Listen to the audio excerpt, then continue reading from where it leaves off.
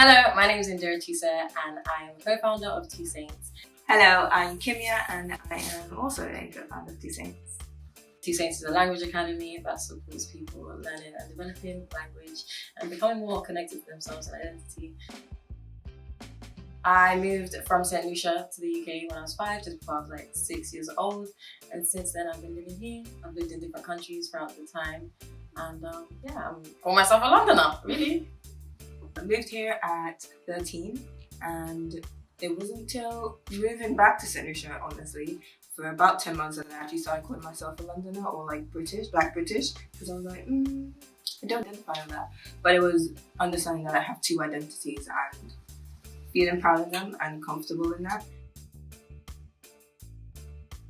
We have a great uncle who unfortunately has passed, but he came over at the time of the Windrush, and when we were younger he would tell us stories of when he first came up and the sign saying no dogs, no blacks, no Irish, and how he used to at first do railroads and then he also drove a bus for a couple of years, and it was hard. He would tell us about just how difficult it was, how people were horrific.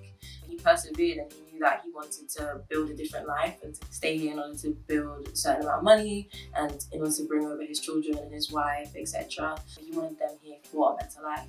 And so, we really truly stand on the backs of giants. Legacy is such an important word and so seminal in that I don't know anyone who doesn't say that they want to leave a legacy on Earth, right? And to think of the Windrush and the generation of people who came over and the fact that they have left such a legacy, like you've done that, like kudos, thumbs up, bigs up to you.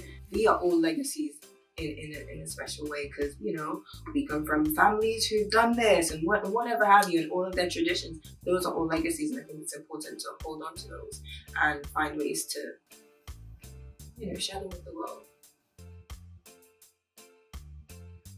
I think the legacy of Windrush and just Caribbean culture has affected the way that we interact and who we are as a people, as Londoners, or as whatever word that people want to use to describe themselves, immensely, and it actively influences our culture now. Like you go on the road, Wagwan, you're Polish.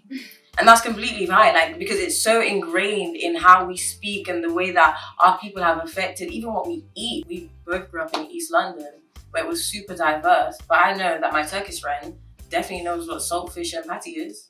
And that is just a testament to our people, to their resilience, to how strongly they held onto their culture in order to then impact a wider society and how influential that culture is in and of itself. So I think it's amazing, it's beautiful to see how it continues to impact us even now.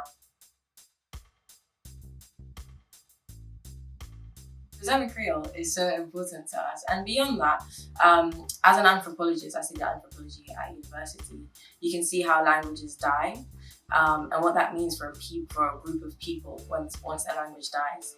And with the kind of stigma that's been around Kwéyòl and our languages for so long, that they are dialects, that they can't be written, we can see that they are dying currently. So there are so many people that don't know how to write the language properly. And what does that mean for generations to come when they have to learn the language? What does that mean for how they interact with their grandparents or their children moving forward when, say for example, there's no one living that does speak the language? How do we continue if no one learns how to write it? And so preserving Kwéyòl is super important to us as a basis of identity to allow people to continue identifying and feeling proud and feeling that, just super happy to be themselves.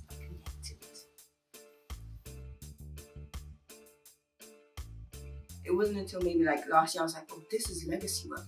We're doing legacy work right here. And I think rephrasing it and reframing it and looking at it like that has been such a nice way, because I'm like, this is not even about me. It's not about my sister. It's about not necessarily the people who are currently teaching, right, but their kids and how they can pass that on. And I think just being able to reframe my work and look at it as that has given me so much purpose and joy. And I'm really enjoying it, looking forward to continuing it and building, and also giving other people that opportunity to do legacy work.